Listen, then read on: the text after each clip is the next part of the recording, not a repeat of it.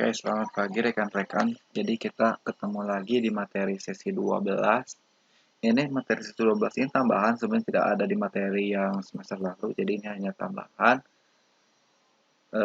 materi mengenai function, array, dan sorting. Nah, ini dirasa perlu ditambahkan ke web 1 karena di web 2 nggak mungkin nanti ada materi seperti ini.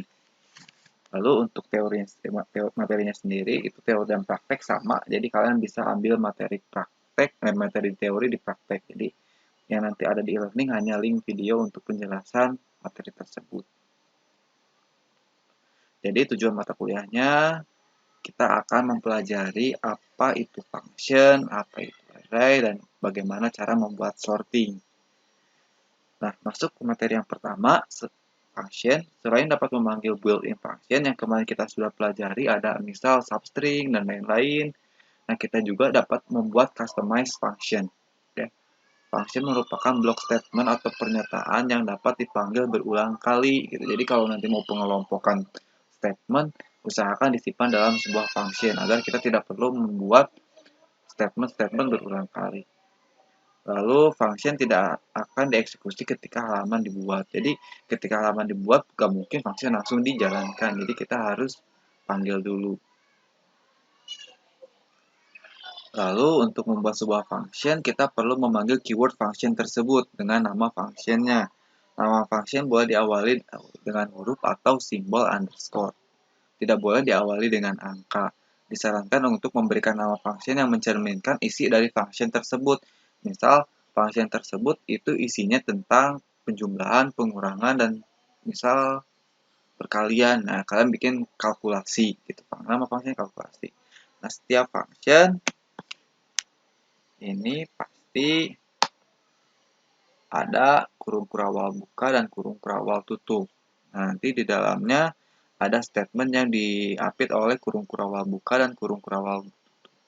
Seperti itu. Nah, ini yang kemarin kalian coba ada function tanpa parameter atau argumen. Nah, argumen atau parameter yang di mana? Yang di sini. Jadi, function tersebut hanya mengeksekusi isi dari function tersebut. Contoh ini hanya menampilkan. Kalian punya function untuk menampilkan echo. Nah, cara membaginya seperti ini. Ini tidak akan terasa fungsinya kalau kalian hanya buat seperti ini. Tapi ini sebagai contoh saja untuk pembuatan function. Contoh lainnya ada function dengan parameter. Contoh ketika kita buat dari atas ke bawah, function ini tidak akan dijalankan, tapi dia akan dieksekusi ketika ada pemanggilan myFunction dengan satu parameter, parameternya string, Rudy Sofyan.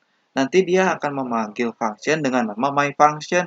Dia akan cari ke atas myFunction dengan mengisikan Rudy Sofyan ini ke dalam sebuah argumen atau parameter. Lalu, isi dari function tersebut akan mengeksekusi, menampilkan hello, lalu ada penghubung, gelar nama. Nama ini adalah nama yang dari sini. Maka muncul seperti di sini. Lalu ada lagi function dengan lebih dari satu parameter. Contohnya seperti ini. Nah, pemisahnya pakai tanda koma. Contoh kita akan membuat function untuk penjumlahan. Nah, di sini dipanggil myFunction 4,5, 4 masuk ke argumen A, 5 masuk ke argumen B. Nah, kita buat argumen C atau bukan argumen, variabel C sama dengan argumen A ditambah argumen B. DEHO C, maka hasilnya 9. Itu untuk function. Nah, ada juga function dengan default parameter atau default argumen. Nah, ini fungsinya kalau kita mau lupa memanggil sebuah argumen di dalam function tersebut, contoh kita manggil myFunction. Kalau kalian tanpa argumen, pasti munculnya warning karena si function tersebut harus mengisikan sebuah argumen. Tapi kalau tidak kalian lupa, maka si edit argumen tersebut defaultnya isinya ini. Tapi kalau kita ubah, maka nanti hello Sofia.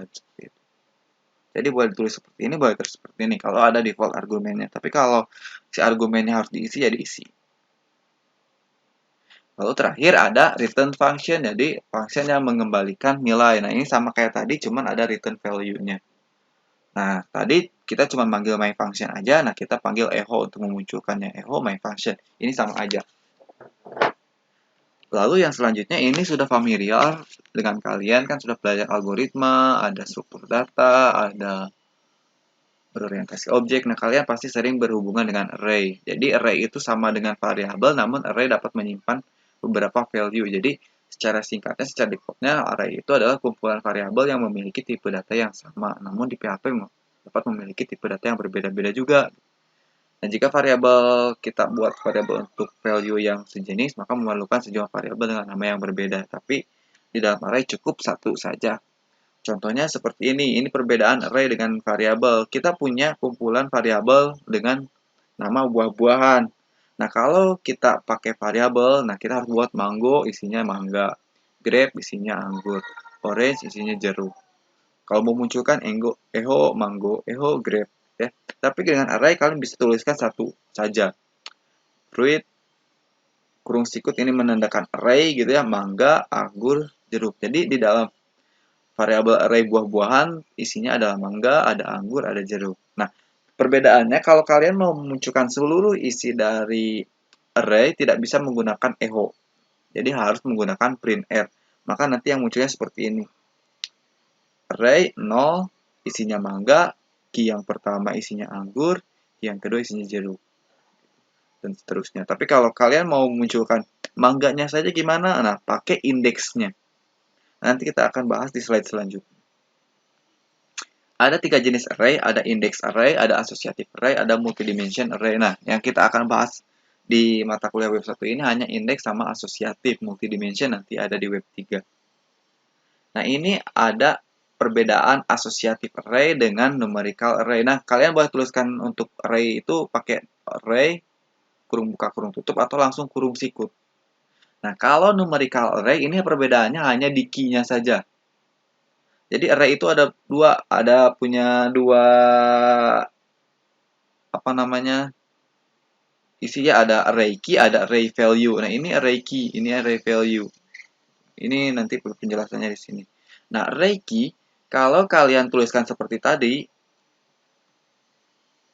fruit, mangga, anggur, jeruk. Nah, ini walaupun isinya string tapi disebutnya numerical array. Karena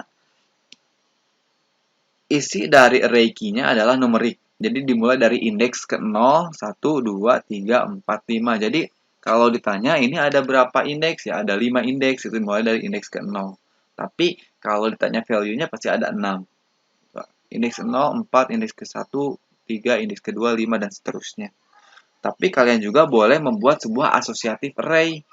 Nah, associative array key-nya kalian boleh custom. Jadi misal nanti array kurung buka same ini isinya apa 2 3. Nah, ini untuk assignment array pakainya sama dengan kurung sikut buka. Bob isinya 35. Jadi array key-nya same, array value-nya 23. Kalau ini array key-nya 0, array value-nya adalah 4. Jadi kalau kalian tidak deklarasikan array key, ini namanya numerical array. Tapi kalau dideklarasikan, ini isinya associative array. Pak, boleh gak campur-campur yang ini 23? Atau misal array key-nya name, array value-nya misal Rudy, array key-nya age, array value-nya misal 20, ya itu boleh. Jadi ada string, ada integer di dalam associative array, itu tidak masalah.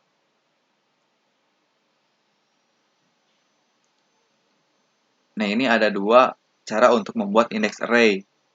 Boleh secara otomatis atau dideklarasikan secara manual. Contohnya yang deklarasi secara otomatis seperti apa? Ya seperti yang tadi ada fruit, mango, grape, orange. Nanti ketika di print R muncul seperti ini. Lalu kalau kalian mau deklarasikan secara manual, mau indeks ke nolnya mango, indeks ke satunya grape, indeks keduanya orange, mangga. Boleh dituliskan seperti ini juga. Itu boleh ditentukan sendiri. Lalu yang kedua, yang tadi associative array. Merupakan array yang dimana indeks atau key-nya dari array tersebut diberi nama sesuai dengan fungsinya. Contohnya seperti ini, ada person, kita punya array namanya person, ada first name, Rudy, last name, Sofyan. Jadi pemangganya ya tinggal gini aja, person, first name, person, last name. Kalau tadi person, indeks ke 0, person, indeks ke 1. Kalau pakai numerical array. Lalu ini multidimension. Itu untuk materi singkat tentang array. Nah, nanti kalian banyak menggunakan array ketika udah masuk ke database. Lalu ada sorting, ada banyak sorting, ada sort, R sort, A sort, K sort, itu AR sort, ada KR sort. Ini perbedaannya lihat. Sort itu mengurutkan secara ascending, kebalikannya adalah ditambahkan R sort descending. A sort itu associative array secara ascending berdasarkan value. K sort sama ascending tapi berdasarkan key. Jadi kalau A itu value, kalau K itu key. Nah, ini kalau R sama tanpa R berarti R itu descending, yang tanpa R berarti ascending. Ini ada AR sort berarti array mengurutkan secara descending karena ada R-nya. Ada A berarti ini keyword A berarti berdasarkan value. Kalau K berarti berdasarkan key secara descending. Kita lihat contohnya sorting yang kemarin kalian buat. Ada list 5, 2, 4, 3, 8, 1. Ini sebelum disorting arraynya seperti ini 0, 5, 1, 2, 2, 4. Nah, kita pakai sort berarti kan mengurutkan value secara ascending gitu ya. Berarti dari yang kecil ke yang besar 1, 2, 3, 4, 5. Indeksnya langsung berubah juga. Tetap indeksnya 0 sampai 5. Lalu ada R sort, kebalikan dari A sort. Gitu ya. Ini secara descending karena ada R-nya. R sort. Ya. Jadi dari 8 dulu ke 5. Lalu ada A sort. Gitu ya. A sort ini Ana, Dani, Banu, Cecep. A sort itu berdasarkan ascending berdasarkan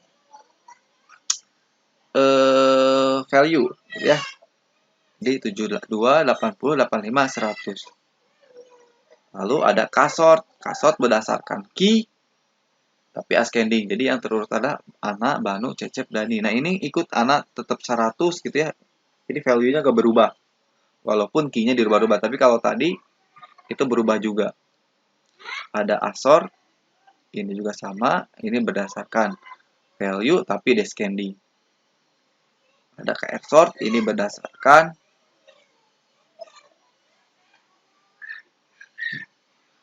key tapi descending. Mungkin itu saja yang bisa saya sampaikan. Terima kasih.